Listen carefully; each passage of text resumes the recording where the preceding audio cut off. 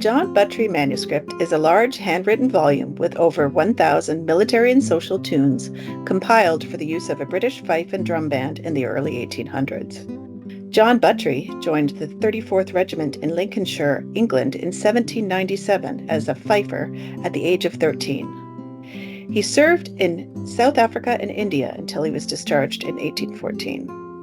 He immigrated to Canada in 1849, and the manuscript was passed down through the family for 6 generations before it was entrusted to the City of Toronto Museum Services in 2019.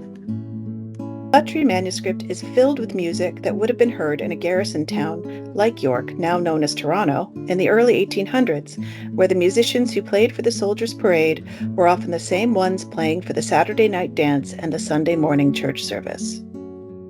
This manuscript has been extensively researched for the last 30 years and forms the basis for the military music program at Fort York. The book is filled with unique painted illustrations of people of the period, including military and naval figures, battles at sea, hunters with dogs, naval ships dancing across pages of music, and detailed paintings of playing cards. When the book arrived at CCI, the pages were damaged along the perimeter of the book, with several detached leaves, losses, and tears along the edges. The paintings had minor cracking in some of the paint, moderate ink damage, abrasions, and some losses. There was water damage along the front edge, which aggravated damage to the ink, paintings, and paper.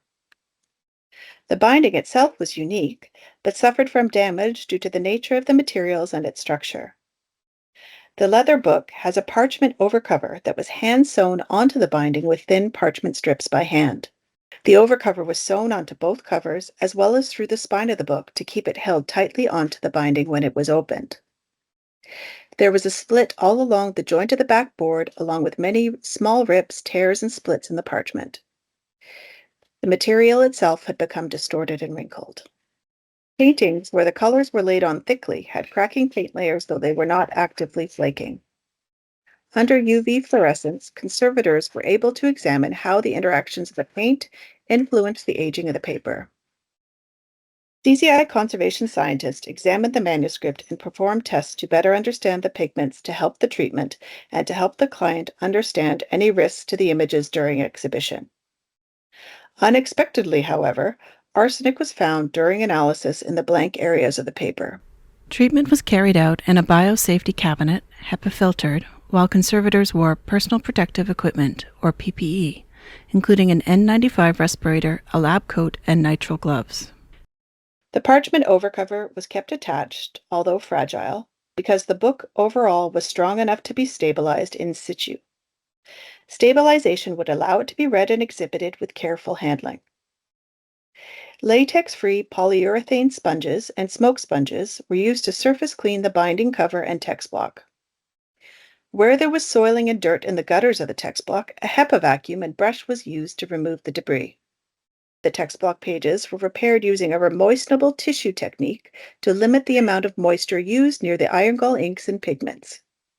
Those inks and pigments are very sensitive to moisture. The large losses on the first 2 pages were also repaired using Japanese paper and wheat starch paste. These fills were toned to be sympathetic to the original paper, but the conservator did not try to fill in areas of loss with new drawings. Loose sections of the book were re-sewn into the text block using a curved needle. This was done along the path of the original sewing where possible. After treatment, there was a second set of analysis done by CCI scientists to try and characterize the arsenic and to understand the level of risk during handling. Through that analysis, it was determined that the source of arsenic in the manuscript is likely smalt, a blue glassy colorant added to the paper during manufacture to make it appear whiter. Guidelines for handling were given to the client after treatment. After many hours of work, the manuscript was returned to the client, where it would be temporarily exhibited at the Fort York Visitor Center, the same place where these tunes would have been played and heard over 200 years ago.